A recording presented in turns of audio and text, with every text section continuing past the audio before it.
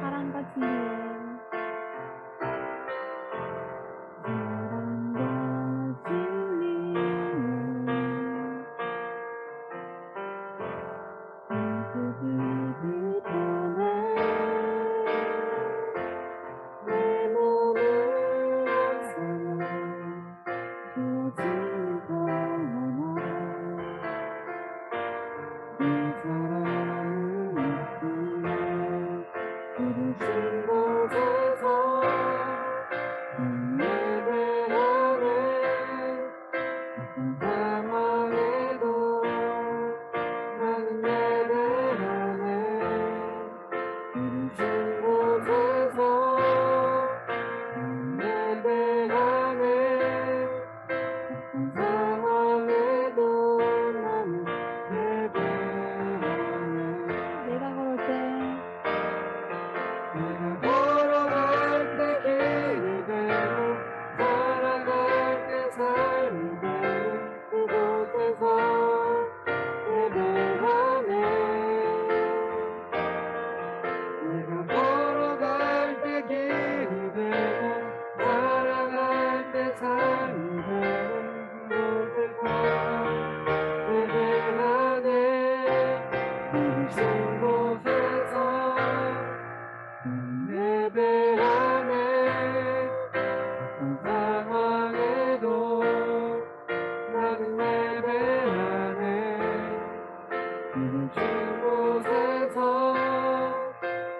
예배하네 어떤 상황에도 나는 예배하네 부르신 곳에서 어떤 상황에도 나는 예배하네 부르신 곳에서 예배하네 어떤 상황에도 나는 예배하네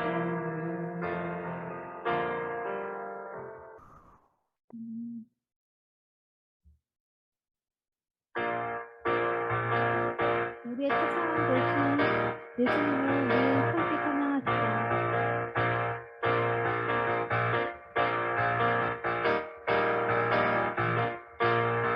예수 나의 첫사랑 되신 첫사랑 이건 다 되신 그리스도 주 찬양하리 보좌 앞에 나의 삶이 향기로운 제사로 주께 드려지기 원하네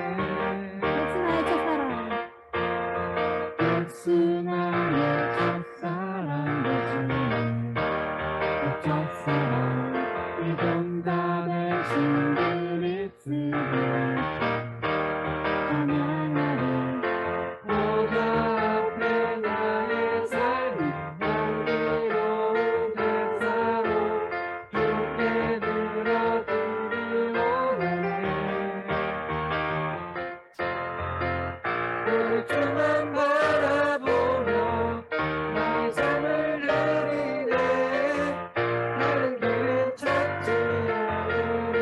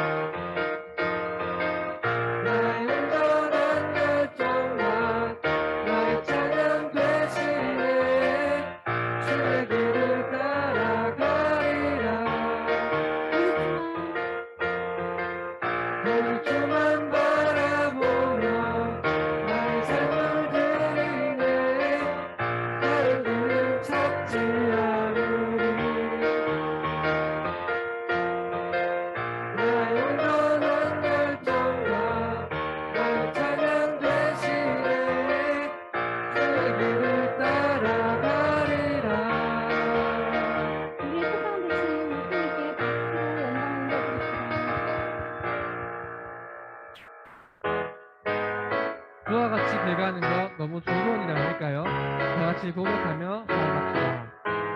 주와 같이 길 가는 것 주와 같이 길 가는 것 주 너무를 아는 것 우리 부른 거와 같이 발자취를 밟겠네 어린 아이 같은 우리 그런 나를 나타나 주의 손에 이끌려 생명길로 가겠네 한 걸음 한 걸음 주 예수와 함께 날마다 날마다 누리는 꽃이 피는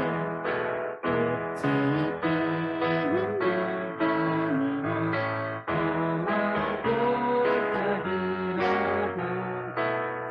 주가 인도하는 대로 주와 같이 가겠네 한 걸음 한 걸음 주 예수와 함께 날마다 날마다 누리는 한번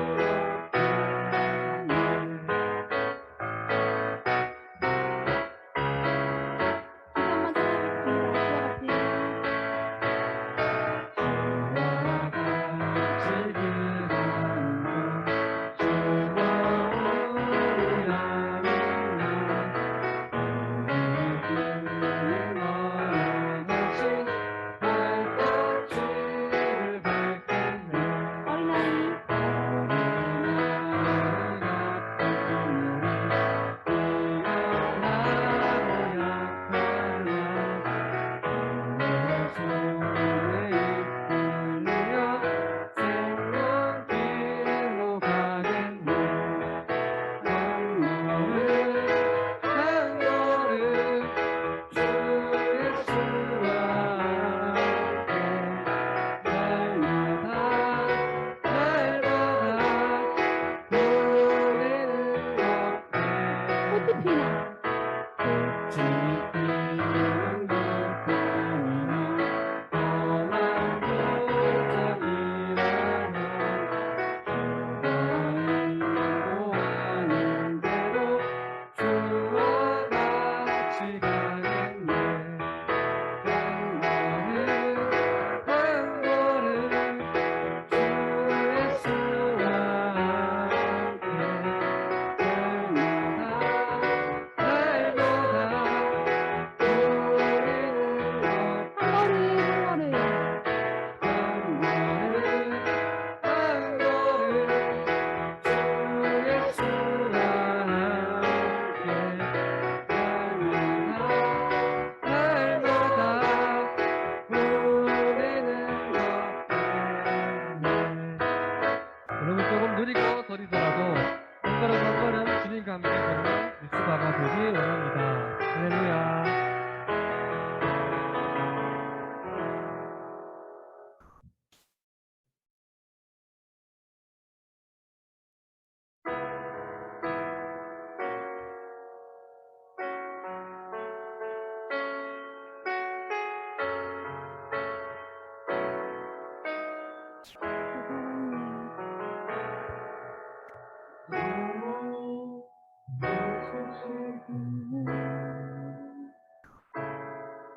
세상 불렀던 어려움 속에도 은혜로 나를 돌보시며 세상 끝날까지 지켜주시네 사랑이 나를 소식해 세상 불렀던 어려움 속에도 은혜로 나를 돌보시며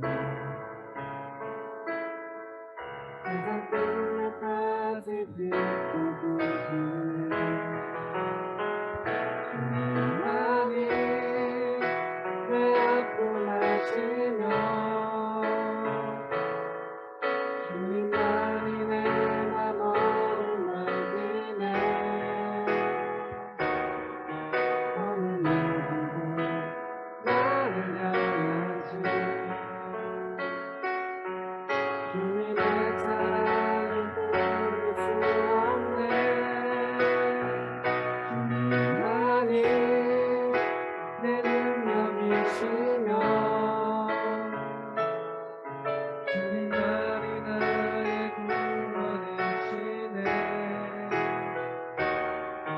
어느 누구도 나를 향하시 주님의 사랑을 끊을 수 없네. 다시 한번 찬양하실 때 가사를 생각하시면 무슨 것 같습니다. 사랑이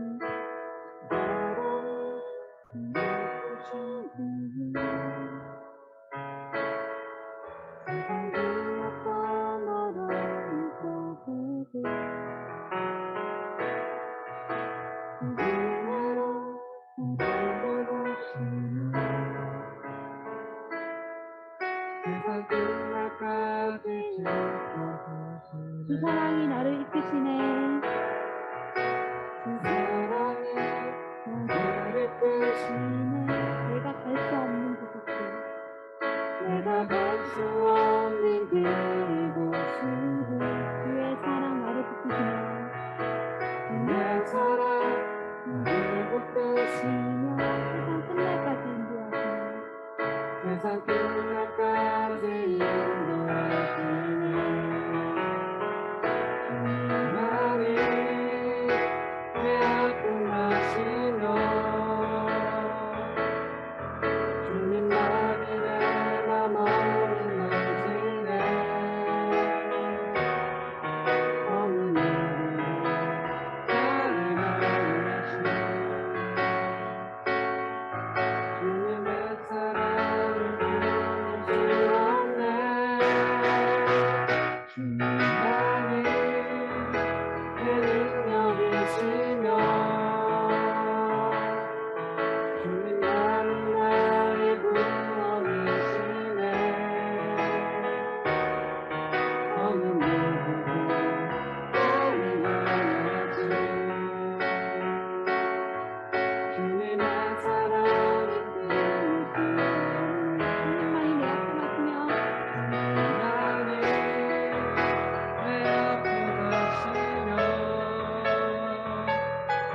주님만이 내 맘을 만지시네. 어느 누구도 나를 향하시 주님의 사랑을 끊을 수 없네. 주님만이 내 능력이시며 주님만이 나의 구원이시네. 어느 누구도 나를 향하시 주님의 사랑을 끊을 수 없네.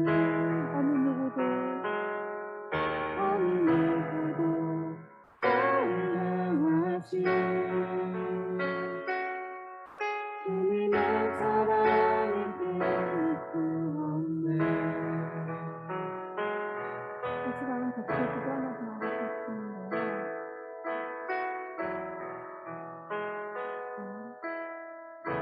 삶을 살아가면서 너무나도 많은 때 우리가 하나님을 잊어버리고 우리의 마음을 또 지키지 못하고 혹은 하나님을 기억하고 있으면서도 하나님 내가 정말 이건 너무 힘든데 라고 말하는 우리의 모습들이 있음을 봅니다. 하지만 우리 무상하신 주님의 사랑은 우리가 그렇게 원망을 하고 또 힘들어하는 그 상황에서도 우리와 함께 하시니 여러분이 믿으시며 나갔으면 좋겠습니다. 정말 이 시간 예배할 때 하나님이 정말 우리가 얼마나 사랑하시는지 우리가 느끼게 하시고 기억하게 하시고 또 한 주간을 살아갈 넉넉한 힘이 될 수 있도록 우리 함께 기도하면서 나가겠습니다. 주님 아버지 이 시간 기도하기 원합니다. 주님 너무나도 연약하여서 주님 정말 마음속에 너무나도 힘듭니다.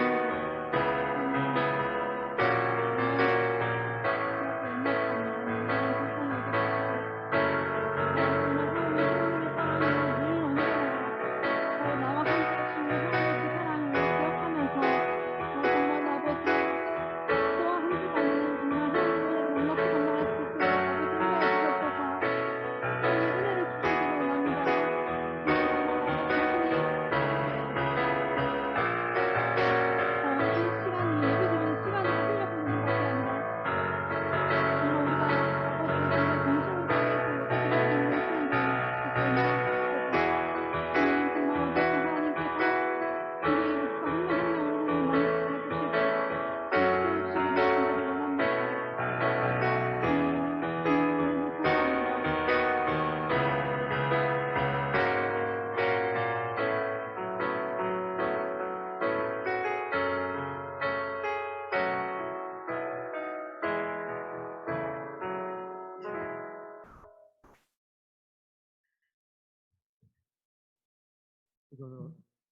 기도하도록 하겠습니다. 하나님 아버지 감사합니다. 일주일의 삶 가운데 또 하나님께서 함께 해주시고 또 붙들어 주셔서 하나님 우리가 하나님 주시는 기쁨으로 감사함으로 하루하루를 살게 하여 주시다가 이렇게 하나님께 예배함으로 나아갈 수 있도록 해주시며 감사드립니다. 하나님 우리 감사한 금들이 우리 정원이 주님 제 영적인 시력을 밝게 비춰주셔서 참된 영적 분별력으로 사역을 잘 감당해 하셔서라고 감사한 분들이었습니다. 주님께서 늘 함께 해주시고 또 붙들어 주셔서 하나님 주시는 그러한 능력으로 주일을 감당하며 나아갈 수 있는 귀한 지체가 될 수 있도록 주님 함께 해주시옵소서. 또 기소로 나오지 아니하고 하나님께 드리는 모든 손길 위에 또 주님께서 축복하여 주시고 또 은혜를 주셔서 오직 하나님께서 축복받으시는 참된 예배자로 또 하나님께 드리며 또 하나님께 헌신하며 또 하나님을 기쁘시게 되며 나아가는 우리 모든 지체들 나될 수 있도록 주님께서 함께하여 주시옵소서. 예수님 이름으로 기도드리옵나이다. 아멘.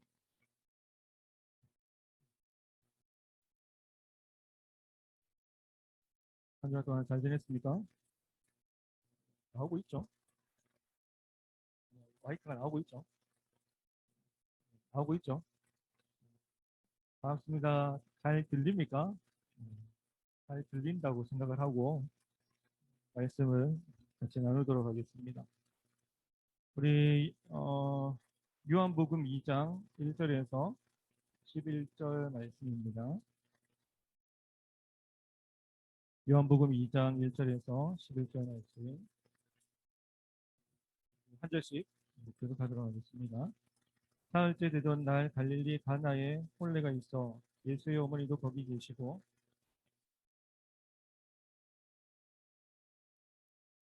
포도주가 떨어진지라 예수의 어머니가 예수에게 이르되 저들에게 포도주가 없다 하니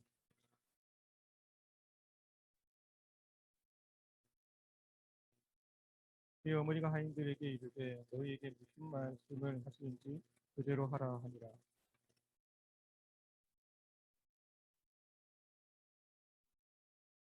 예수께서 그들에게 이르시되 항아리에 물을 채우라 하신즉 아기까지 채우니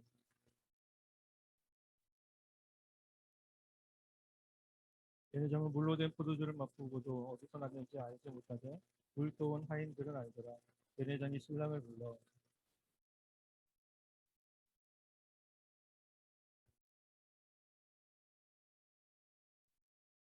하시겠습니다. 예수께서 이 첫 표적을 갈릴리 가나에서 행하여 그의 영광을 나타내심에 제자들이 그를 믿으니라. 아멘. 오늘은 하나님 나라 기쁨이 충만한 곳이다 라는 제목으로 제가 말씀을 나누려고 합니다. 먼저 여러분이 예수님을 믿고 또 구주를 영접한 이후에 주님을 인격적으로 나는 만났는가를 한번 살펴보고 점검해 보시기 바랍니다. 아직까지 예수님을 인격적으로 만나지 못했던 그러한 부분들이 있다면 다시 한 번 더 하나님의 은혜를 구하면서 주님 하나님을 인격적으로 만나는 시간을 허락하여 주시옵소서. 주님을 다시 나의 구주로, 나의 왕으로, 나의 주인으로 내가 모시고 살아갈 수 있도록 주님 내 마음 가운데 믿음을 허락하여 주시옵소서. 여러분 함께 기도하며 나아가는 지체가 되시고 또 우리가 예수님을 믿어서 또 예수님을 영접한 이후에 인격적으로 만난 그 만남이 있는 지체들이 있다면 우리가 그 만남의 그런 시간들을 다시 한 번 더 우리가 회상하고 그때 내가 어떤 감정이 있었는지 내가 어떻게 하나님을 만났는지 또 하나님을 만남을 통해서 내 마음 가운데 어떠한 기쁨이 있었고 감격이 있었는지에 대해서 여러분 다시 한 번 더 떠올려 보시기 바랍니다. 우리는 저마다 예수님을 인격적으로 만났던 그 시절 가운데 잊지 못할 그러한 충격적인 그러한 시간들을 가졌을 것입니다. 그때를 생각하면 내 안에 감당할 수 없는 하나님의 그 은혜가 넘치도록 부어지는 그러한 은혜를 경험해서 이것이 바로 은혜 위 은혜구나 라는 것을 우리는 깨닫게 된다라는 것입니다. 그리고 말로 표현할 수 없는 감사가 우리 속에서 일어나고 또 기쁨이 일어나고 또 즐거움이 일어나면서 나 같은 죄인도 하나님께서 용서해 주셨는데 나 같은 죄인도 주님께서 사랑한다라고 말씀하시고 나 같은 죄인을 위해서 하나밖에 없으신 독생자이신 예수 그리스도를 이 땅에 보내주셨는데 나를 살리시기 위해서 십자가를 지시고 죽으신 그 주님의 사랑과 또 십자가의 그 은혜를 우리가 생각하면 정말 이것이 하나님의 은혜 위에 은혜로 내게 내려졌고 내가 그런 은혜를 받았구나라는 사실로 인해서 우리는 기뻐하고 감사하면서 하염없이 회개의 눈물을 흘렸던 그때가 여러분에게도 있었을 거라고 생각을 합니다. 그리고 찬송을 불러도 아니면 말씀을 들어도 말씀을 읽어도 그 기도를 드려도 온통 하나님 감사합니다라고 하는 감사의 제목으로 찬양을 하고 또 예배를 하고 또 기도를 하는 우리의 모습들을 발견하면서 뭔가 주님을 찾고 주님 앞에 나아간다는 것이 또 주님 앞에 나의 마음을 고백한다는 것이 너무도 그는 기쁘고 감사한 일이지 너무도 기쁨에 차서 하루하루 살아가는 그런 모습들이 분명히 있었을 것이고 그리고 매일 주님의 교회만 나와도 좋고 말씀을 들어도 좋고 기도해도 좋고 찬양해도 좋고 또 지체들을 만나도 좋고 뭔가 주님과 함께 있다라는 그것만으로도 또 주님의 몸된 교회에 내가 있다라고 하는 그런 그 생각만으로도 주님을 더 사모하게 되고 또 기대하게 되면서 주님 전에 내가 알고 싶다. 주님과 함께 내가 거하고 싶다. 내가 정말 교회에 나와서 하나님을 더 만나고 싶다. 성도들과 같이 긴밀한, 친밀한 그러한 사랑의 교제를 내가 나누고 싶다라고 하는 그러한 생각들로 가득하게 되는 것입니다. 그러면서 우리가 하나님 앞에 내가 무엇을 하나님 앞에 드릴까? 내가 시간을 드리고 물질을 드리고 내가 삶을 드리면서 헌신을 해도 아깝지 않는, 피곤하지 않는, 그렇게 썩 기분이 나쁘지 않는 내가 시간을 드리고 피곤함에도 불구하고 그것이 기쁨으로 내게 다가오고 감사함으로 내게 다가오고 내가 이것으로 섬길 수 있음에 우리는 기뻐하면서 하나님 앞에 더 가까이 나아갈 수가 있는 것입니다. 주님 안에 기쁨이 충만한 그러한 삶, 주님 안에 기쁨으로 인해서 하나님 앞에 더 감사함으로 드리고 나아가는 그 삶, 그것은 바로 주님을 인격적으로 만날 때 이루어진다라는 것입니다. 주님 안에서 충만한 기쁨을 누리는 삶의 특징이 있다면 그 사람들은 피곤하지가 않아요. 낙담하지 않습니다. 그리고 시간을 들이고 물질을 들여도 아깝지가 않습니다. 오직 주님으로 인해서 기뻐하고 감사하며 그 속에서 기쁨과 감사가 충만하게 넘치는 그러한 삶을 살아갈 수가 있는 것입니다. 왜 그렇습니까? 나를 구원하신 주님께서 나와 함께 하시기 때문에 그분이 나를 사랑한다라고 말씀하셨기 때문에 그분께서 나를 위해서 죄인인 나를 아무것도 아닌 나를 위해서 십자가에 죽으셨기 때문에 그 사실 하나만으로도 내가 은혜 위에 은혜를 힘입은 자다라는 그 생각에서 우리는 더 하나님 앞에 드리고 싶고 더 간절하게 하나님 앞에 나아가고 싶고 더 헌신하고 싶은 그런 마음들이 우리에게 든다라는 것입니다. 그래서 여러분의 인격 가운데 여러분의 그러한 삶 가운데 내가 정말 주님을 인격적으로 만났는가? 그 만남의 때가 언제인가? 그리고 그 만났을 때 그 감정이 어땠는가? 그것을 여러분은 각자 다 다른 케이스로 다가오기 때문에 각자가 느끼는 하나님의 사랑, 하나님의 은혜, 하나님의 주시는 그런 감동, 그런 감격, 그 기쁨은 말할 수 없이 표현할 수 없는 그냥 간증거리로 여러분들이 가지고 있을 거라고 생각을 합니다. 나중에 여러분이 소모임을 하거나 아니면 수모임을 할 때 이러한 이야기들도 서로 같이 나눴으면 좋겠어요. 하지만 우리가 신앙생활을 처음 시작하고 또 5년, 10년, 15년, 20년 시간이 지나면 지날수록 하나님께 더 집중하고 또 하나님을 더 사랑하고 하나님의 영광을 위해서 더 달려가야 될 성도이고 그리고 은혜 위에 은혜를 힘입은 자로서 그렇게 살아가야 되는 것이 마땅한데 어느 순간 우리의 삶 가운데 감사가 사라지고 기쁨이 사라지고 또 그 감사와 기쁨을 유지하기조차도 힘든 우리의 연약한 모습들을 우리는 발견할 때가 있는 것이죠. 그때 우리는 이렇게 생각합니다. 나의 믿음이 변질되었나? 라고 생각해요. 내가 죄를 짓고 있나? 라고 생각합니다. 내가 뭐 잘못된 그런 방향으로 나아가고 있나? 잘못된 그런 생각 가운데 빠져 있나? 라고 생각을 하는 것이죠. 그때 우리는 하나님 앞에 이런 마음으로 나아감과 동시에 하나님의 은혜를 구하면서 하나님 나의 삶을 회복시켜 주시옵소서 나의 삶을 주님 치유하여 주시옵소서 다시 한번 하나님의 깊은 은혜의 자리로 나아가서 은혜 위에 은혜를 힘입은 하나님의 백성으로 하나님의 자녀로 내가 회복되기를 원합니다. 주님께서 주시는 그러한 기쁨에 충만한 그런 은혜를 내가 다시 한번 더 받아 누리기 원합니다 라고 하는 그런 마음, 간절한 마음들이 간절한 소망들이 우리에게 생기기 시작한다라는 것입니다. 그래서 그러한 마음들이 생기기 시작함과 동시에 하나님께서 기뻐하시는 방향이 무엇인가?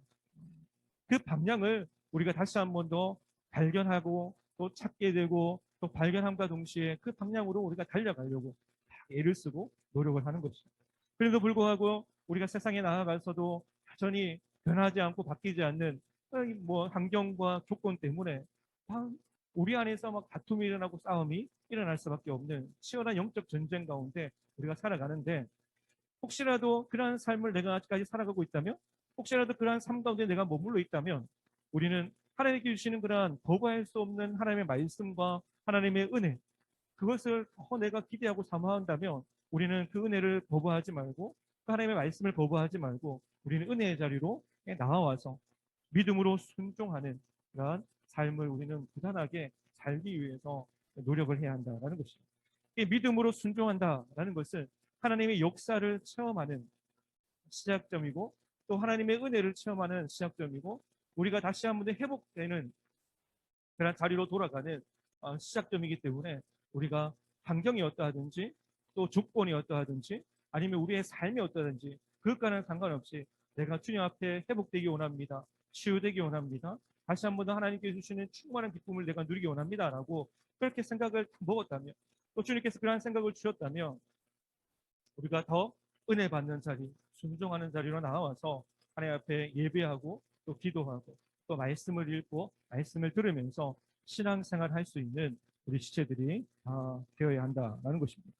오늘 예수님이 가나 혼인잔치에서 물을 포도주로 바꾸시는 그 기적을 통해 우리는 우리의 삶을 성령의 충만함과 성령의 기쁨으로 채우시는 그 은혜를 우리가 또 발견했으면 좋겠고, 또 맹물 같은 우리의 인생을 명품 포도주와 같은 인생으로 우리를 변화시켜 나가시는, 또 변화시켜 주신, 이미 변화시켜 주셨던 그 하나님 앞에 다시 한 번 더 나아가서 순종함으로 회복의 은혜, 또 충만한 기쁨을 누리는 은혜, 다시 한 번 더 하나님의 자녀로서의 승리하는 그런 삶을 살아가는 그러한 기쁨을 맛보는 그런 출발점을 우리가 삼았으면 좋겠습니다.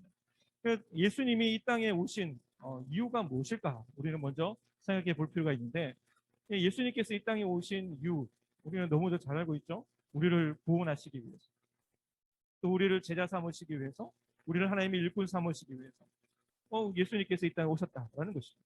그런데 우리를 구원하시고 제자 삼으시고 일꾼 삼으셔서 어떻게, 무엇 때문에 그렇게 우리를 일꾼 삼으시고 제자 삼으시기를 원하시는가에 대한 하나님의 목적을 우리는 알아야 하는데, 그것은 바로 하나님 나라를 세우기 위해서 우리를 그렇게 불러주셨다라는 것입니다.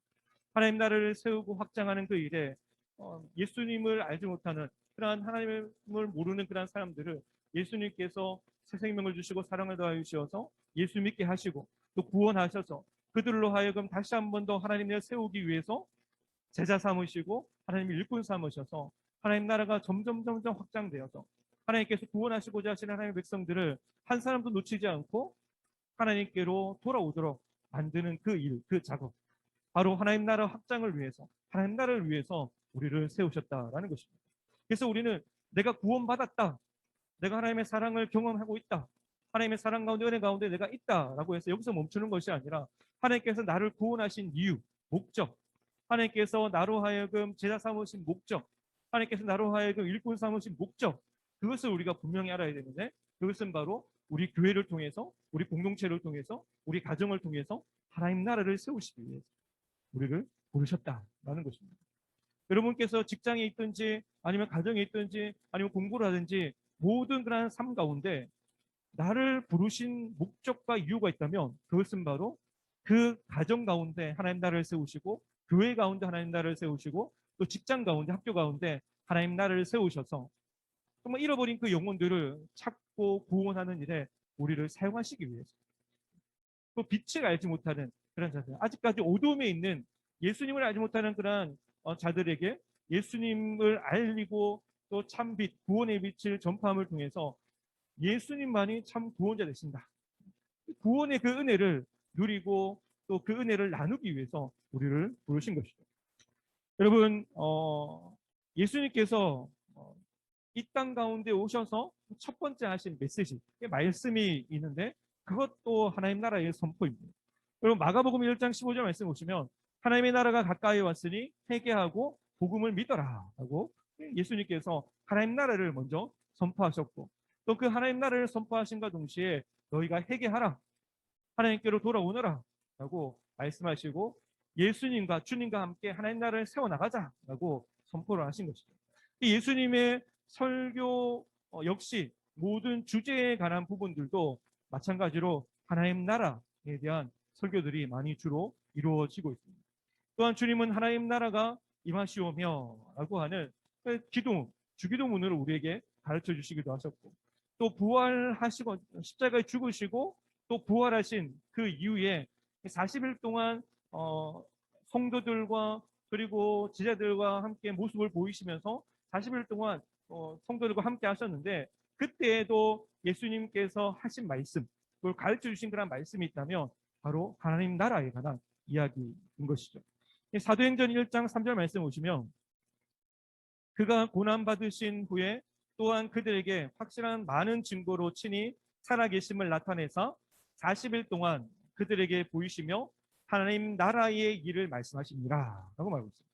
그래서 너희가 예수 그리스도께서 십자가를 지시고 3일 만에 부활하신 그러한 사건을 통해서 내가 하나님 나라를 세우기 위해서 이 땅에 왔고, 또 하나님 나라를 완성하기 위해서 나는 다시금 하나님 나라로 돌아간다 라고 말씀하시고, 그 완성된 하나님 나라가 완성된과 동시에 내가 다시금 이 땅에 오겠다, 다시 오실 그 주님의 그런 약속을, 재림주로 오실 약속을 지금 하고 있는 것이죠. 그래서 그러한 모든 것 가운데 하나님 나라를 향해서 너희가 달려가라 라고 이야기하고 있는 것입니다. 복음을 전하는 것도 또 예배하는 것도 하나님을 섬기는 것도 모두가 다 하나님 나라를 향해서 나아가도록 우리를 이끌어 나가시고 우리를 훈련시켜 나가시고 그 하나님 나라 확장을 향해서 우리를 전도자로, 복음 전환자로 우리를 세우시고 또 파송하시는 그 하나님의 은혜를 우리는 발견할 수가 있는 것이죠.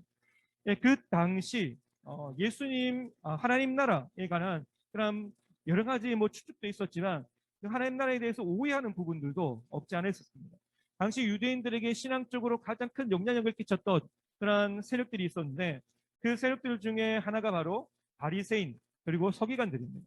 이들이 말하는 그런 핵심은 율법주의적인데, 율법주의인데 그 율법으로 우리는 하나님 나라를 들어갈 수 있다.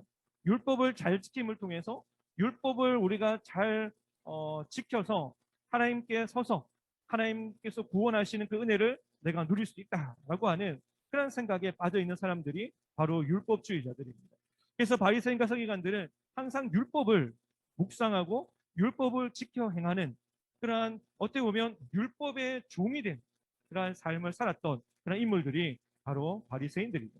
그래서 예수님께서는 그들을 향해서 해칠한 무덤 같다라고도 얘기를 했던 것입니다.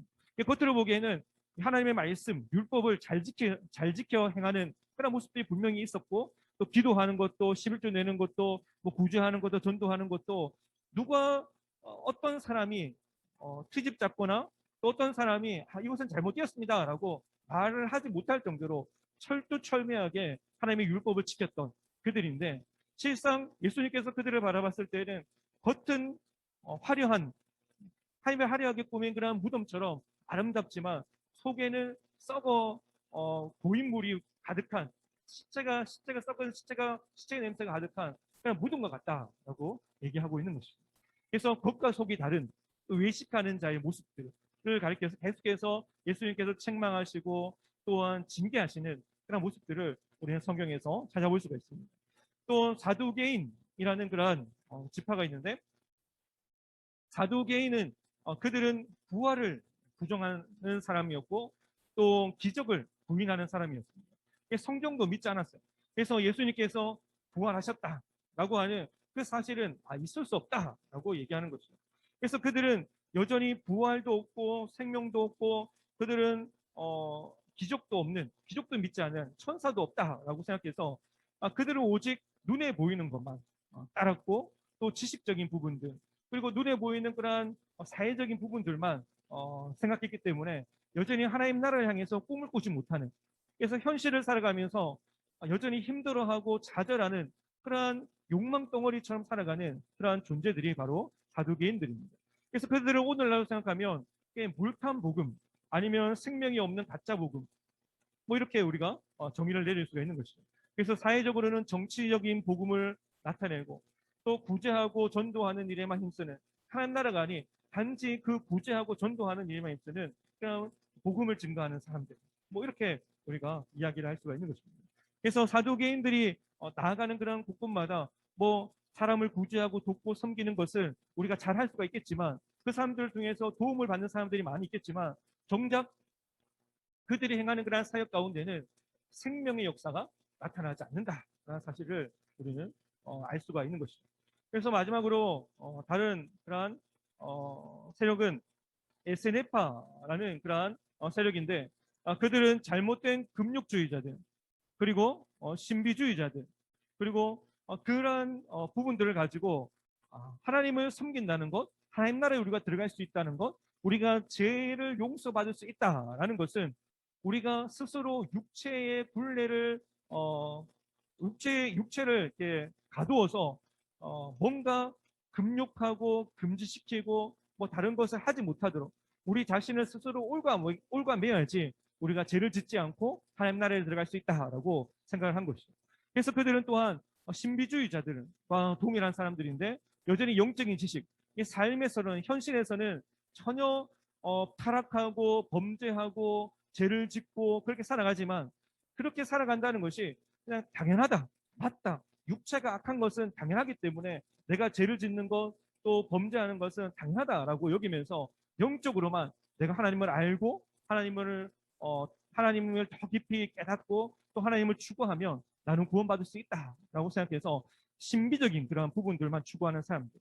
그래서 금욕과 신비주의. 그래서 이것이 사실은 기독교 안에서 어떻게 보면 균형을 이루면서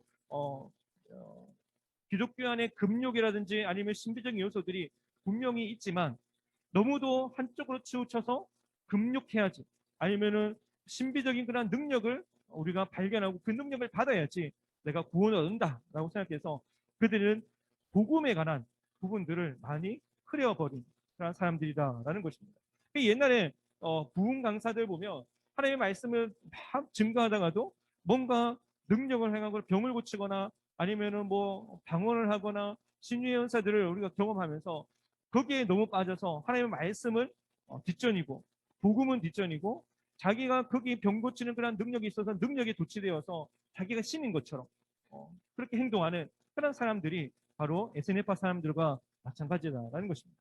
그렇다면 하나님 나라는 어떤 곳인가라고 우리는 생각할 수가 있는데, 이 하나님 주님께서 오늘 첫 번째 표적 가운데 예수님께서 공생애를 시작하면서 첫 번째 행하셨던 표적인데, 그것이 바로 갈릴리 가나 혼인잔치에 행하셨던 물이 포도주로 바뀌는 그러한 기적입니다.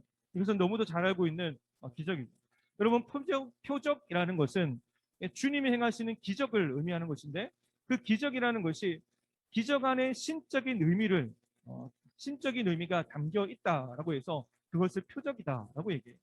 병을 고쳤다라고 했을 때 그 병을 고쳤다라는 것에 끝나는 것이 아니라 주님께서 이 사람의 병을 고치신 목적과 이유가 무엇인가, 그것을 깨닫는 것이 표적이라는 것입니다.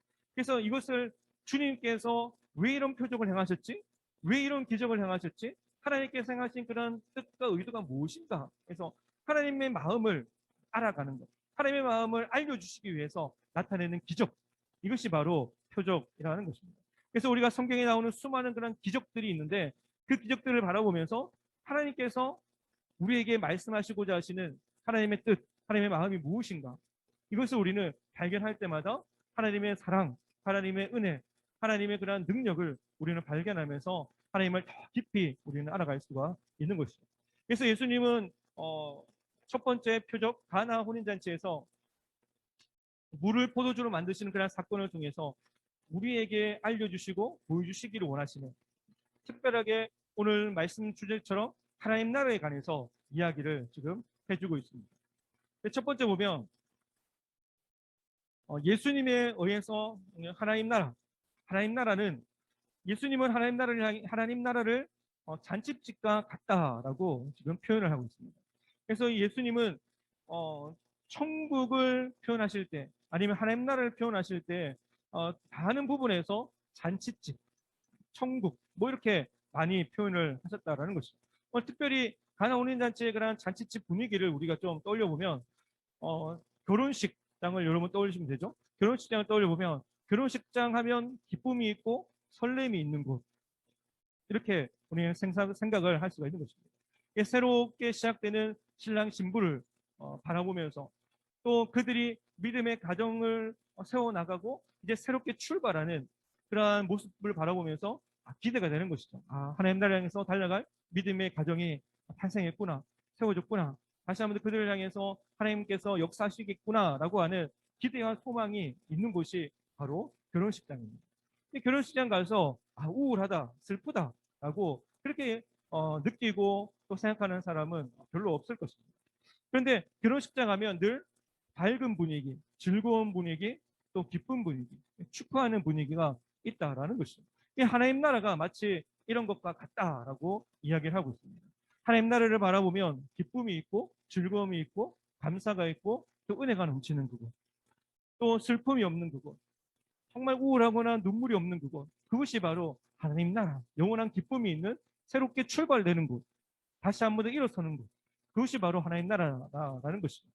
이것을 영적으로 우리가 좀 바라보면 주님께서는 우리를 향해서 신부다라고 얘기를 하고 있는 것입니다. 만약에 신랑은 예수님이 되는 거죠. 그래서 개인적으로나 아니면 연합적으로 봤을 때 교회 전체가 때로는 신랑이 되는 것이고, 교회 전체가 신랑 대신 예수님이 되는 것이고, 또 우리가 그 안에서 신부가 되는 것입니다.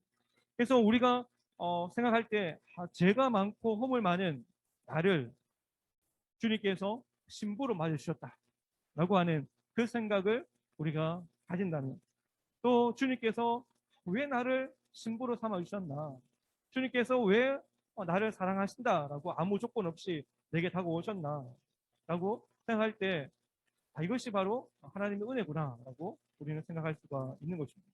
얼마나 기쁘고 감사한지 모르는 것입니다. 이 사실을 아는 순간부터 우리의 마음이 달라질 수밖에 없는 것입니다. 왜요?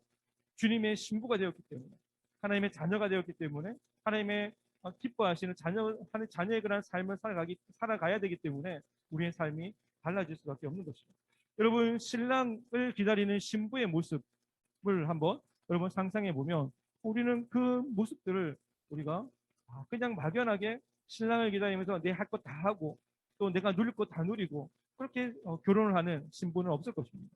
뭔가 신랑을 맞이하기 위해서 준비해야 될 것 준비하고, 아니면은 결혼식장, 아니면 여러 가지 신랑은 집을 준비하고 살 곳을 마련하고 준비하는 그런 모습들을 우리는 오늘 잔치집을 통해서 조금이나마 하나님 나라를 향해서 우리는 이해하고 알 수가 있는 것입니다. 이제부터는 내가 신부가 되었기 때문에 어떻게 살까? 어떻게 예수님과 맞는, 예수님과 어울리는 그런 신부의 그런 삶을 살아갈까라고 하는 그런 고민이 딱 시작되고 출발되는 그 시점부터 우리는 영적인 거룩한 관리를 지금 시작된다라는 것입니다. 그래서 단순하게 주님의 몸된 교회를 섬기고 또 그 몸된 교회에서 일꾼이 되어서 또 하나님 나라를 향해서 달려가는 일꾼의 모습, 이미지, 힘들어서 지쳐서 정말 다운되어서 살아가는 그런 모습이 아니라 마치 신부가 사랑하는 신랑을 기다리듯이 주의 몸된 교회를 섬기고 다스리고 관리하는, 그래서 어떻게 하면 하나님 예수님의 신부답게, 신부의 조건에 맞게 또 신부로서의 그러한 자격을 갖추면서 예수님과 어울리는 그러한 신부가 되기 위해서 살아가는 영적 관리, 그 관리가 가나 혼인잔치의 결혼식을 통해서 우리가 이루어지는 것이고, 그 결혼식을 통해서 예수님께서 우리에게 말씀하시고자 하신 것은 바로 결혼식, 천국은 기쁜 것이고, 또 천국을 사모한다는 것은 신랑을 기다리는 것이고, 또 신랑을 기다린다는 것은 바로 하나님께서 기뻐하시는 그러한 영적인 신앙생활을 하는 출발점에 서 있다라는 것을 우리에게 말씀해 주고 있습니다. 두 번째 보면 하나님 나라는 예수님의 충만한 기쁨을 누리는 곳이다라고 얘기를 하고 있습니다. 이것은 마치 사랑스러운 신부가 사랑스러운 신랑을 기다리고 설레는 마음으로 기다리고 준비하는 그런 모습과 마찬가지인 것이죠. 여러분, 연애 편지를 우리가 읽듯이 하나님께서 주시는 그런 말씀을 우리가 읽어나가면서 하나님께서 기뻐하시는 일이 무엇인가, 또 하나님께서 원하시는 것이 무엇인가, 하나님께서 나를 통해서 이루고자 하시는 일이 무엇인가, 그것을 우리가 발견하면서 하나님께서 기뻐하시는 이 신부로서의 그러한 신부 수업을 우리가 해나가는 것.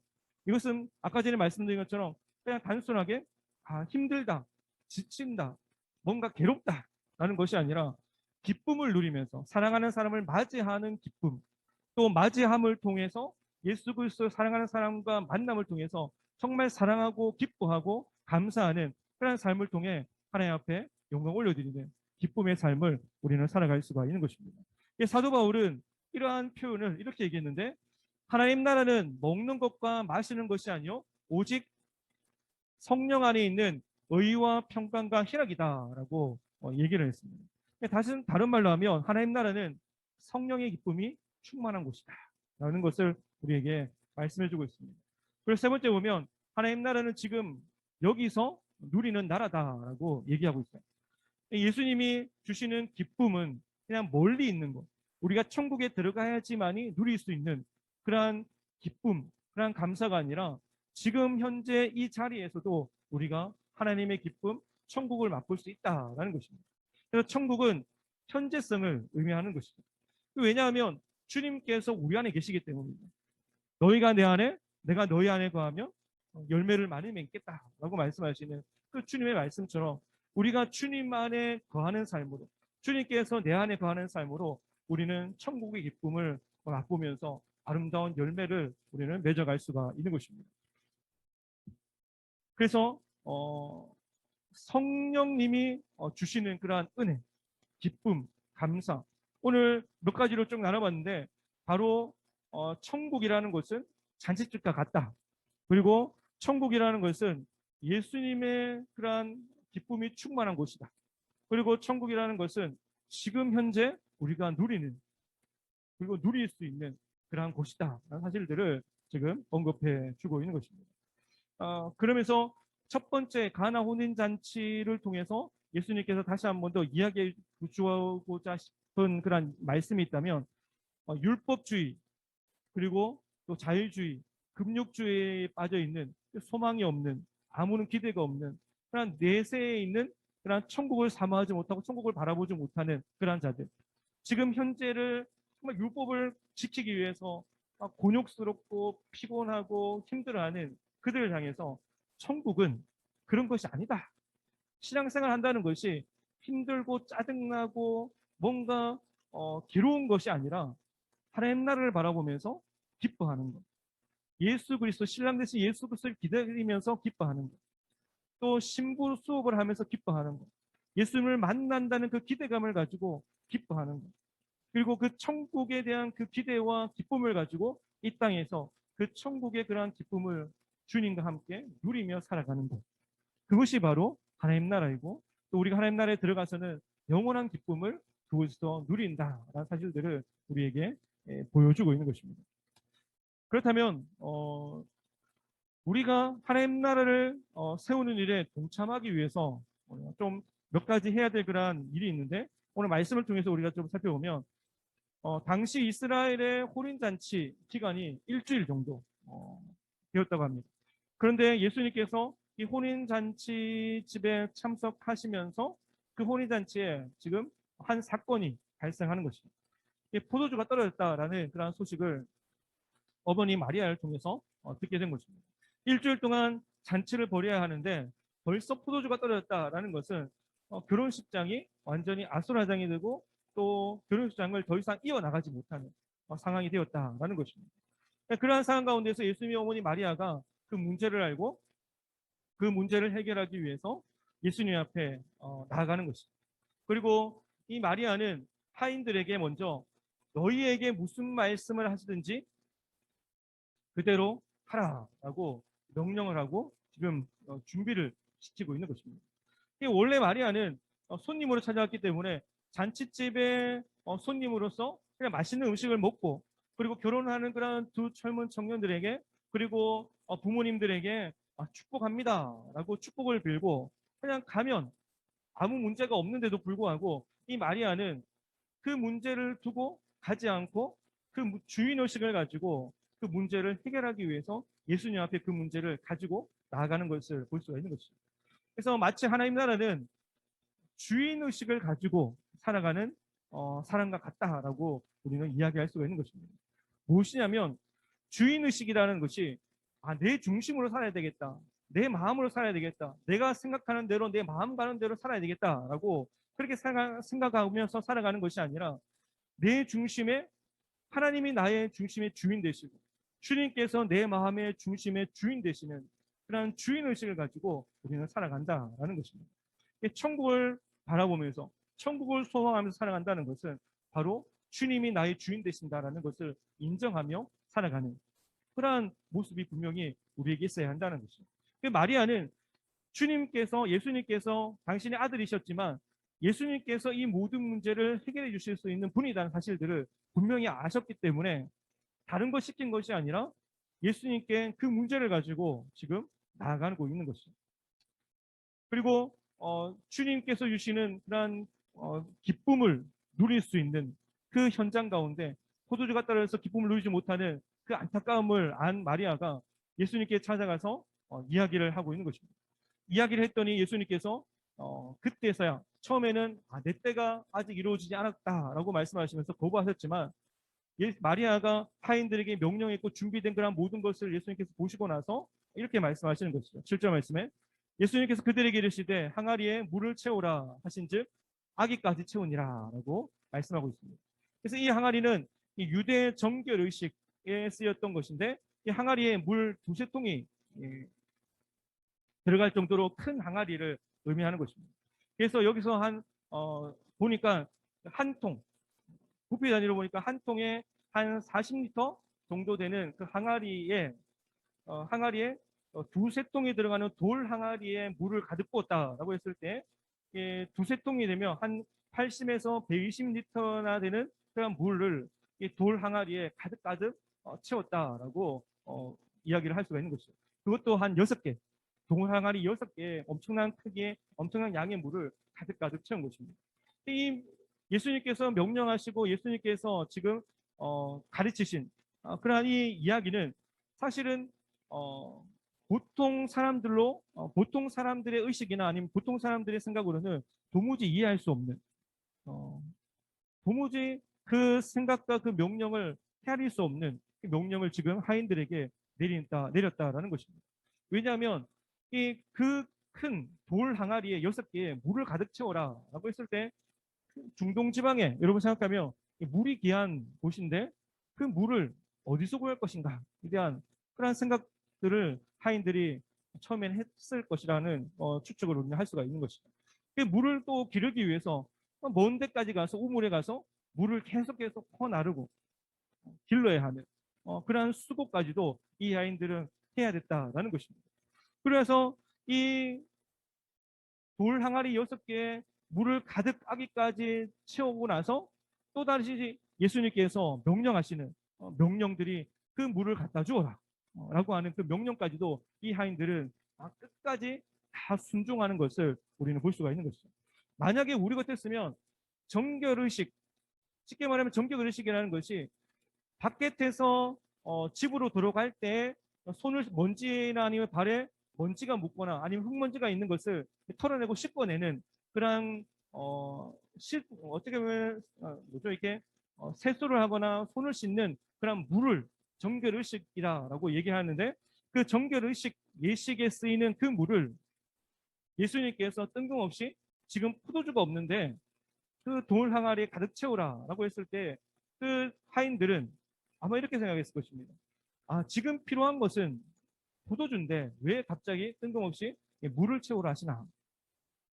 라고 생각을 할 수도 있다라는 것이죠. 그러면서 이 하인들이 이렇게 생각하는 것입니다.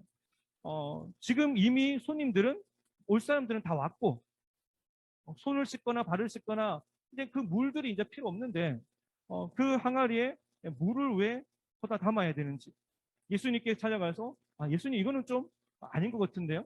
지금 이 잔치집에 필요한 것은 포도주인데요 라고 얘기하면서 이 마리아에게나 아니면 예수님께 다시 한 번 더 이야기를 하거나 아니면은 조금 토를 달면서 조금 이렇게 불만스러운 표현을 할 수도 있었겠지만 하인들은 마리아의 말, 예수님의 말을 명령 그대로 순종하며 나아가는 것을 볼 수가 있는 것이죠. 하인들은 더 이상의 순종을 지금 하고 있는 것입니다. 왜냐하면 예수님께서 하인들에게 항아리에 담았던 물을 그 연회장에게 갖다 주어라라고 했을 때 만약에 이 하인들이 포도주를 갖다 줘야 되는데 물을 갖다 줌을 통해서 나중에 당해야 될 그런 곤욕들 아니면 나중에 당해야 될 그런 책임을 하인들이 고스란히 져야 됐기 때문에 하인들은 어떻게 보면 자기의 생명을 걸고 지금 예수님의 말씀에 순종하면서 나아가고 있다라는 것입니다. 그래서 하인이 뭐 눈속임으로 한 반쯤 채워서 돌 항아리 반쯤 채우면 되겠지. 아니면 3분의 2 정도 채우면 되겠지. 이것도 아니라 아기까지 가득 채웠다라고 얘기하고 있고 또 연회장에 가서 그 물을 떠다 주었다라고 얘기하고 있는 것이죠.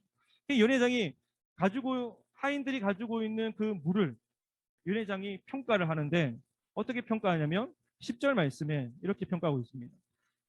지금까지 먹은 포도주보다 더 낫다라고 평가를 하고 있는 것입니다. 대개는 잔치집에 시작될 때는 좋은 포도주, 아직까지 취하지 않았기 때문에 좋은 포도주를 내오면서 또 나중에 흥이 되고 좀 취해 있는 상태에는 조금 저급한 저품질의 포도주를 나누어 주고 또 가져오는 것이 일반적인 그러한 상식이고 잔치집의 분위기인데 이 집은 더 좋은 포도주를 아꼈다가 나중까지 그 포도주를 가져왔다라고 하면서 아주 특급 칭찬을 지금 하고 있는 것이죠. 이 하나님 나라는 바로 우리가 봤을 때 하나님 나라의 기쁨을 우리가 발견하고 그 기쁨을 맛보기 위해서는 처음에 말씀드린 것처럼 순종하는 마음, 순종하는 자세가 있어야지 그 기쁨을 우리가 맛볼 수 있다라는 것을 이야기해주고 있다라는 것입니다. 그래서 하나님 나라는 그 기쁨이 다른 곳에 있는 것이 아니라 우리가 예수님 말씀의 순종함을 통해서 상황이 어떠하든지 환경이 어떠하든지 조건이 어떠하든지 그것과는 상관없이 순종함을 통해서 하나님 나라를 경험하고 하나님 나라를 맛보는 멀리 있는 것이 아니라 지금 현재 그 하나님 나라를 우리가 경험하며 살아갈 수 있는 조건으로 자리 잡고 있다라는 것입니다. 그래서 3절 말씀에 물이 포도주가 된 그런 사건 그리고 잔치집에 포도주가 떨어졌을 때 그 잔치집을 모든 문제를 해결해 나가시는 그 주님의 그러한 은혜 그리고 그 기쁨 충만한 그 기쁨을 잔치 가운데 모든 사람들이 누리면서 그 잔치가 아주 기쁘게 진행되는 그런 상황들을 우리는 상상해 볼 수가 있는 것이죠. 우리가 하나님께서 주시는 그런 기쁨을 누리는 그런 조건에서 아까 순종이라고 얘기했는데 그 순종을 주님께서 우리에게 요구하시는 다른 조건이 있다면 우리가 포도주가 떨어졌을 때 다른 말로 하면 우리의 삶에 결핍이 있을 때 아니면 물질이라든지 건강이라든지 아니면 관계라든지 아니면 믿음이라든지 희망이나 소망에 관한 우리 삶 가운데 뭔가 다른 결핍이 있을 때 주님께서 우리에게 말씀하시고 찾아오는 것입니다. 여러분 우리가 결핍하지 않고 모든 것이 충만하고 모든 것이 다 괜찮다라고 하면 그때는 주님을 찾을 이유가 없는 것입니다. 주님을 잘 찾지 않습니다. 그런데 우리가 뭔가 없을 때 뭔가 부족할 때 주님께서 우리에게 그냥 거저 주실 수도 있지만 거저 주시는 것이 아니라 다시 한 번 더 우리를 테스트 하시는데 순종할 수 있나 없나 그것을 우리에게 테스트 하신다라는 것입니다. 오병이어의 사건도 마찬가지이고 또 왕의 신하의 아들을 살리시는 그런 사건도 마찬가지이고 또 죽었던 나사로를 살리시는 그런 사건도 마찬가지이고 모두 다 아무것도 없는 상태 모두가 포기한 상태 모두가 아무것도 할 수 없는 손을 놓고만 있어야 될 그 상태에서 어린 소년이 물고기 2마리와 보리떡 5개를 내놓았더니 그 조그마한 그 헌신이 오천을 먹이는 그런 사건으로 일어난 것이고 그 왕의 신하가 예수님 앞에 찾아와서 구했더니 그 먼 길을 찾아서 구했더니 예수님께서 그 왕의 신하의 아들을 고쳐주시는 사건들 그리고 나사로가 죽었음에도 불구하고 어떻게 모든 사람들이 슬퍼하고 근심하면서 손놓았던 그 상태 가운데 주님께서는 나사로를 살리시면서 내가 생명의 주관자다 이런 사실들을 선포하시면서 예수님의 그러한 놀라운 능력을 선포하시고 또 모든 사람들이 예수님을 통해서 더 충만한 은혜의 기쁨을 맛보실 수 있도록 우리에게 다가오시는 그 주님. 여러분, 주님께서는 어쩌면 여러분의 삶 가운데 우리에게 필요한 것들, 우리의 연약한 것들을 하나하나씩 발견하게 하시고 또 그것을 우리에게 찾게 하시면서 주님, 이것이 필요한데요, 저것이 필요한데요라고 하나님 앞에 기도하게 만드시고 때로는 그것들을 통해서 그거 없어도 그거 너에게 주어지지 않아도 그럼에도 불구하고 너 나를 믿을래? 나를 따를래? 나에게 예배할 수 있느냐? 나에게 순종할 수 있느냐? 나에게 겸손한 마음으로 나를 섬길 수 있느냐? 라고 주님께서 우리에게 물어보시는 그때 우리는 하나님 앞에 주님, 모든 것이 다 없어도 주님만 있으면 만족합니다. 모든 것이 없어도 주님만으로 인해 나는 만족하겠습니다. 라고 하는 그런 순종의 자세로 또 믿음의 자세로 나아갈 때 주님께서 내가 생각하지 못하는 그런 부분까지도 채우시고 또 넘치도록 은혜의 기쁨을 부어주시는 그분. 바로 그분이 바로 빛 대신 예수 그리스도라는 사실들을 우리는 알아야 하는 것입니다. 오늘 단지집을 통해서 우리가 주님께서 알려주시는 것은 천국의 기쁨. 천국의 기쁨은 다른 것이 아니라 순종하는 자에게서 출발하는 것이고 또 그 순종을 통해서 하나님 주님께서 주시는 기쁨을 맛보면서 그 기쁨이라는 것은 바로 천국의 기쁨을 맛보면서 우리가 살아갈 수 있다라는 것을 우리에게 말씀해 주고 있습니다. 여러분, 여러분의 삶 가운데 부족한 것이 있다면 또 연약한 것이 있다면 그 모든 것을 다시 한 번 더 주님 앞에 내려놓고 주님, 내가 주님을 찾기를 원합니다. 그 모든 문제들 가운데 주님께서 나의 문제를 해결해 주실 수 있는 유일하신 분이심을 나는 믿습니다. 라고 하면서 주님 앞에 또 다시 한 번 더 기도함으로 나아가고 또 믿음으로 나아갈 수 있는 우리 예수가 지체들이 되시길 바랍니다. 여러분 다시 한 번 더 말씀을 여러분 생각하시면서 매일의 일생 가운데 하나님의 기쁨을 맛보며 누리는 삶을 내가 살아가고 있는가? 우리 자신을 한번 점검해 보시고 나는 하늘의 기쁨을 맛보고 누리기 위해서 순종하는 그러한 삶을 살아가고 있는가? 내가 순종하는 것과 순종하지 못하는 것이 무엇인가? 그리고 나는 하나님 나라를 세워나가는 일에 나는 동참하고 있는가? 아니면 나는 회피하고 있는가? 나는 하나님 나라를 세우는 일에 어떤 사역에 나는 동참할 수가 있는가? 그리고 내가 내려놓고 또 내가 순종할 수 있는 자리는 어디인가? 그것을 여러분 다시 한 번 더 나중에 기도하면서 아니면은 일주일에 살아가면서 내가 하나님을 섬기는 자리, 예배하는 자리, 또 기도하는 자리, 뭔가 주의 몸된교를 섬기는 자리로 다시 한 번 더 여러분 일어서서 하나님께 주시는 기쁨, 천국의 기쁨을 맛보고 누리며 살아가는 우리 지체들이 되시기 바랍니다. 같이 한번 기도해 드리도록 하겠습니다.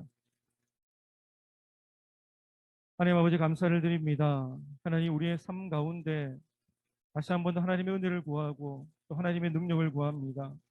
하나님 그 천국의 기쁨을 맛보며 또 우리가 순종하며 나아가는 우리 모두 지체들 되게 하여 주시옵시고 우리에게 필요한 것들 또 연약한 것들 주님 앞에 다 내려놓고 그 모든 문제를 해결해 주실 수 있는 그 주님 앞에 기도함으로 또 주님과 함께 은혜의 보좌 앞으로 나아감을 통해서 하나님 주시는 그러한 능력을 힘입고 다시 한번 일어서서 하나님 나라를 향해서 달려갈 수 있는 우리 모든 지체들 될 수 있도록 주님께서 함께하여 주시옵소서. 예수님 이름으로 기도드리옵나이다. 아멘. 우리 나주님의 기쁨 되기 원합니다. 우리 찬양하면서 하나님 앞에 기도하며 나가도록 하겠습니다.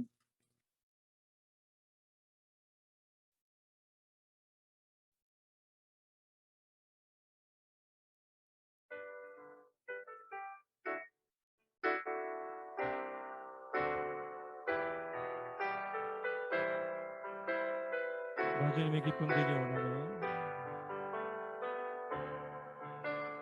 나주님의 기쁨 되기 원하네. 내 마음을 새롭게 하소서.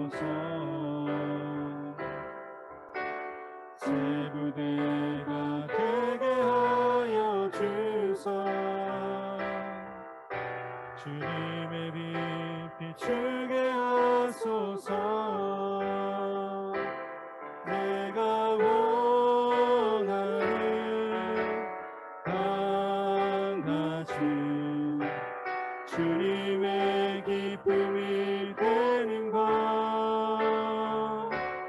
내가 원하는 한 가지 주님의 기쁨이 되는 것. 겸손히 내 마음 드립니다. 겸손히 내 마음 드립니다. 나의 모든 것 받으소서. 나의 마음 깨끗게 씻어주사. 주의 길로 행하게 하소서. 내가 원하는 한 가지 주님의 기쁨이 되는 것. 내가 원하는 한 가지 주님의 기쁨이 되는 것. 내가 원하는 것 한 가지. 내가 원하는 한 가지 주님의 기쁨이 되는 것. 내가 원하는 한 가지 주님의 기쁨이 되는 것.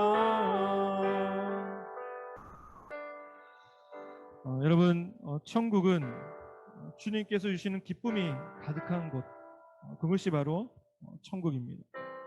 우리는 신랑 대신 예수 그리스도를 기다리는 신부로서 신부 수업을 하듯이 다시 오실 그 주님을 우리가 기대하며 바라보며 천국을 바라보면서 이 땅 가운데서 말씀을 배우고 말씀을 읽고 주님께서 말씀하시고 주님께서 기뻐하시는 그러한 삶을 우리가 살아감을 통해서 또 하나님 나라를 세워나가는 그 일에 우리가 동참함을 통해서 정말 하나님께서 주시는 기쁨을 맛보며 또 신랑 되신 예수 그리스도를 우리가 만나는 그날을 소망하며 살아가는 신부로서의 그러한 삶을 살아가는 그러한 성도요 또 하나님의 백성이요 자녀라는 사실들을 우리가 잊지 말고 우리가 하나님의 기쁨을 우리가 사모하는 마음으로 하나님 앞에 나아가서 또 하나님께서 기뻐하시는 그러한 삶이 무엇인지 또 말씀을 통해서 깨닫고 또 말씀을 통해서 하나님을 발견하고 알아갈 수 있는 그러한 삶이 되게 해달라고 하나님 앞에 여러분 기도하시기 바랍니다. 그리고 주님께 주시는 그러한 기쁨은 우리가 순종함을 통해서 나아갈 때 우리가 하나님께 주시는 기쁨을 우리는 누릴 수가 있는 것입니다. 여러분, 주님께 주시는 기쁨을 누린다는 것은 뭔가 주님께서 우리에게 먼저 주셔야지만이 우리가 받아서 기뻐하는 것이 아니라 주님께서 우리에게 명령하신 그 명령을 따라서 순종하며 나아갈 때 주님께서 그 순종을 통해서 우리에게 더 큰 하늘의 기쁨을 경험하게 하시고 더 큰 하늘의 기쁨을 우리에게 맛볼 수 있도록 꺼내 주시는 분이시라는 사실들을 우리가 알고 주님, 내가 주님 한 분만으로 만족하는 삶이 되게 하여 주옵시고 또 내가 아직까지 하나님을 섬기는 자리, 예배하는 자리, 기도하는 자리로 나아가지 못했다면 아직까지 내 믿음이 아직까지 바로 일어서서 온전히 하나님 은혜의 보좌 앞으로 나아가지 못하는 그런 머뭇거리고 있는 상태라면 다시 한번 더 주님께서 용기를 다해 주시고 힘을 다해 주셔서 나의 삶이 주님이 기뻐하시는 그러한 삶으로 내가 살아드리기 원합니다. 주님을 더 사랑하는 삶을 살아가기 원합니다. 주님 앞에 더 귀하게 쓰임받는 하나님의 일꾼으로서 하나님 나라를 확장시켜 나가는 그 일에 쓰임받는 하나님의 그러한 제자요 그런 일꾼으로서 내가 주님 앞에 쓰임받기 원합니다. 주님 나를 사용하여 주시고 나를 붙들어 주시고 하늘의 기쁨을 맛볼 수 있도록 주님 함께 해달라고 우리 다 같이 하나님 앞에 간절한 마음으로 기도하며 나가도록 하겠습니다. 기도하도록 하겠습니다. 하나님 아버지 주님 감사를 드립니다. 하나님 우리의 삶 가운데 마음 가운데 다시 한번 하나님의 은혜를 구하며 하나님의 능력을 구하며 나아가는 우리 모든 지체들 될 수 있도록 주님께서 함께 하여 주시옵소서. 아버지 하나님 미쳐 우리 속에 아버지 약한 것들 하나님 부족한 것들 아버지 채워져야 되는 것들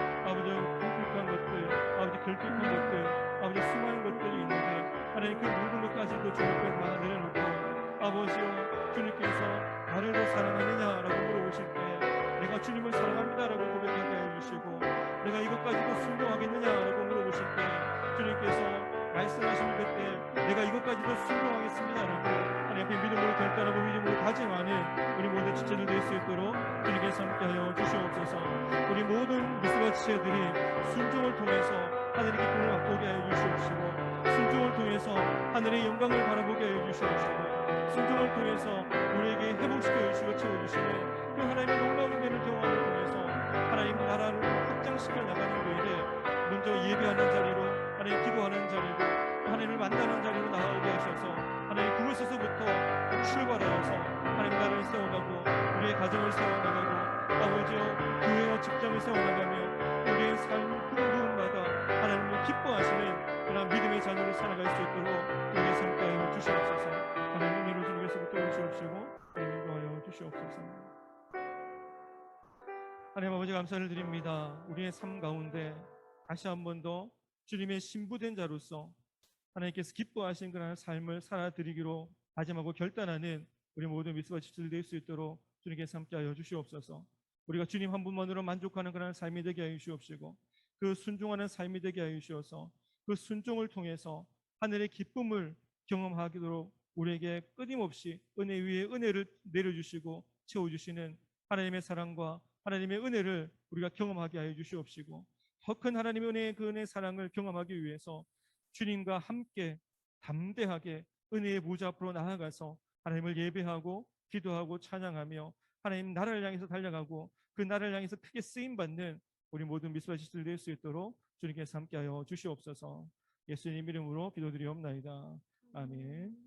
지금은 우리 주 예수 그리스도의 은혜와 하나님 아버지 영원하신 사랑하심과 성령님의 유교통 충만 역사하심이 하나님 나라를 향해서 달려가기를 바라고 또 순종하며 은혜의 보좌 앞으로 내가 나아가기를 다짐하고 결단하는 우리 모든 미스바 지체들 머리 위에 또 가정의 직장의 학업 위에 지금부터 영원토록 함께 있을지어다.